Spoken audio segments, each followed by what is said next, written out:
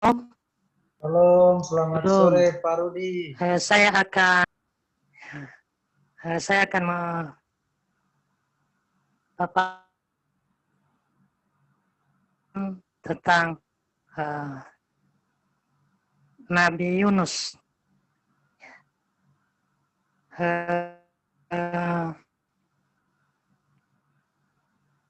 Next, Pak.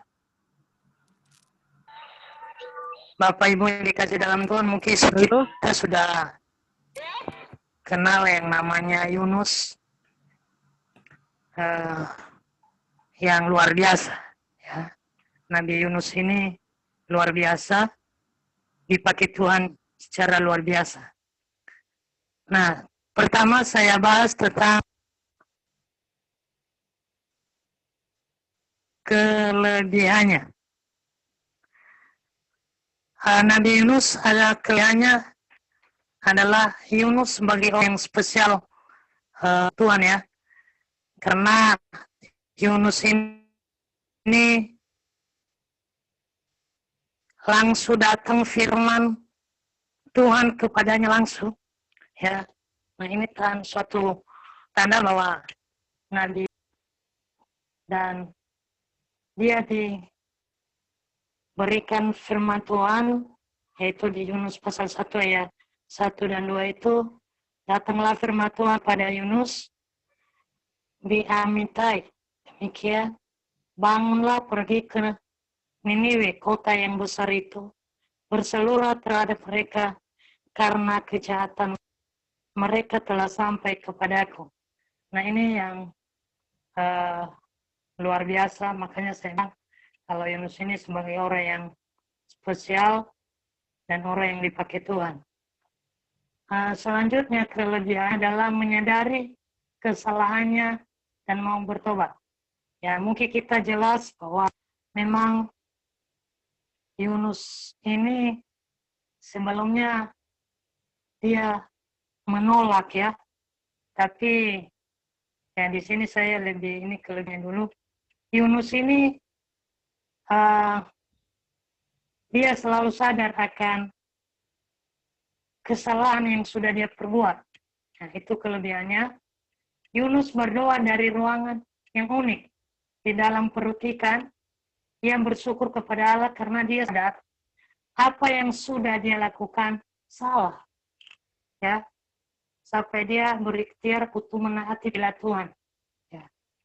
Walaupun tadinya dia tolak, tapi puji Tuhan saat sehingga Yunus dimutan oleh itu ke darat. Ya, karena kalau dia Yunus pasal 2 sampai 10 itu, ya Tuhan berfirman kepada ikan, ya sampai Yunus ini bisa dimuntahkan ke darat. Nah, inilah Yunus karena dia sudah sadar akan kesalahan yang dia buat, ya dia selalu berseru kepada Tuhan, dan Yunus bersyukur atas teguran Tuhan dalam kehidupannya. Ya.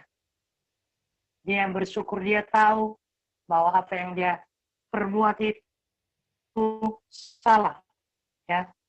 Tapi puji Tuhan dia, ya Yunus membiasa, ya sekalipun secara logika yang nggak masuk akal ya, Yunus itu bisa hidup di dalam perut ikan. Tapi karena rencana Tuhan dalam hidupnya, bisa 3 hari 3 malam di dalam perut ikan, bisa dia mendapatkan kesempatan yang kelebihan dari Yunus. Next, Pak. Nah, kelebihannya lagi, ya Yunus berwibawa dan punya pengaruh besar. Ya, benar ini bahwa waktu dia sudah mendapatkan kesempatan yang kedua, ya Yunus bersiap untuk pergi ke Niniwe sesuai dengan firman Allah. Ya. Dia nggak tolak lagi, dia bersiap mau ke Niniwe. Dan melalui perkataannya Yunus, orang Niniwe percaya kepada Allah. Nah, kalau kita lihat, kita baca tadi di ayat pertama bahwa orang Niniwe ini adalah orang-orang yang jahat. Bahkan kejahatannya sudah sampai kepada Allah. Ya, berarti benar-benar jahat. Nah, tidak gampang orang-orang jahat ini dapat percaya kepada Allah. Tapi makanya saya bilang bahwa Yunus ini punya potensi yang luar biasa, pengaruh yang besar, bahwa dia melalui perkataannya, 1 hari perjalanan di dalam kota Niniwe dia berseru bahwa dia kasih tahu apa yang Tuhan kasih tahu kepada dia, bahwa dalam jangka 40 hari lagi Niniwe akan ditunggal-balikan. Dia berseru, dia kasih tahu. Tapi yang luar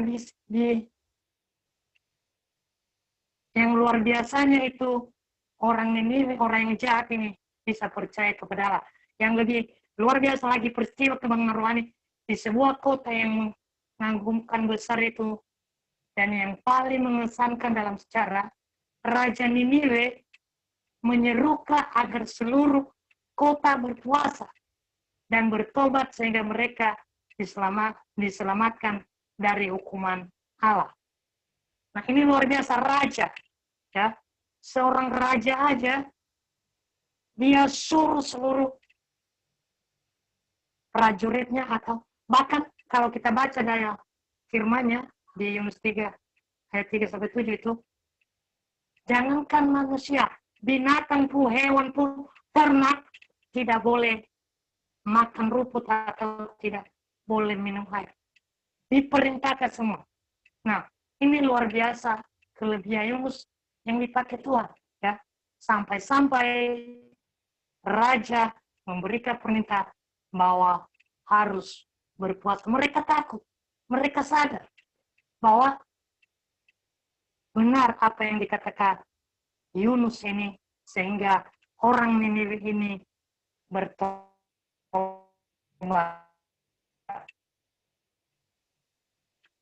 Lanjut, Pak. Nah, semua kita tahu, ya. Yang seharusnya ini tadi lebih awal, tapi ya saya bahas kelebihan yang dulu tadi. Kekurangannya memang Yunus lari dari panggilan Tuhan. Sebenarnya Yunus bukan yang nggak mengerti, yang nggak tahu apa tujuan Tuhan dalam hidupnya. Hanya saja karena dia tahu bahwa orang ini adalah orang jahat, secara logika dia, wah, bagaimana saya bisa masuk perkataan saya ini kalau masuk ke ini. Makanya dia pilih untuk lari dari panggilan Tuhan. Nah, inilah ya, sebagai mungkin sebagai manusia, ya wajar aja dia takut. Tapi Yunus bersiap melarikan diri ke Tarsis, jauh di hadapan Tuhan. Nah, inilah Yunus, dia tidak langsung respon. Mungkin saja kalau dia langsung respon, ya mungkin dia nggak mengalami hal yang buruk, ya, sampai dia dimakan oleh ikan besar, ya, sampai dia masuk dalam perut ikan. Kekurangannya lagi adalah mengakibatkan bencana untuk orang lain. Ya jelas, ya, karena dia melarikan diri ke Tarsis, ya, dia naik kapal di situ, Tuhan menurunkan angin ribut. Ya, kalau kita lihat dari Yunus 1 ayat 4-9 itu, Tuhan menurunkan angin ribut ke laut. Terjadilah badai besar sehingga kapal, ya, kita lihat bahwa akibat Yunus melarikan diri, tidak merespon panggilan Tuhan, akhirnya kapal yang dia tumpangi benar-benar dilanda badai, ya, dan hampir terpukul, hampir semua orang mati, bahkan semua barang-barang yang ada di dalam kapal waktu itu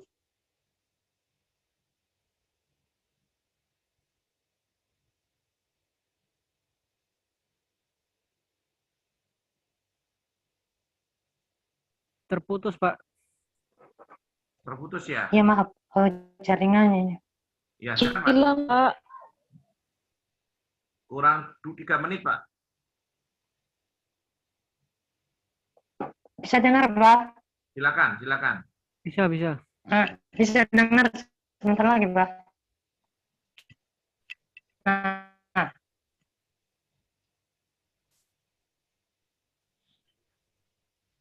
akibat nah, nah, bisa orang mengalami bencana atau mengalami kerugian. Lanjut. Nah, kekurangannya lagi kemarahan dan kekecewaan. Nah, sebenarnya Yunus di sini setelah dia menyampaikan firman Tuhan, dia merasa bahwa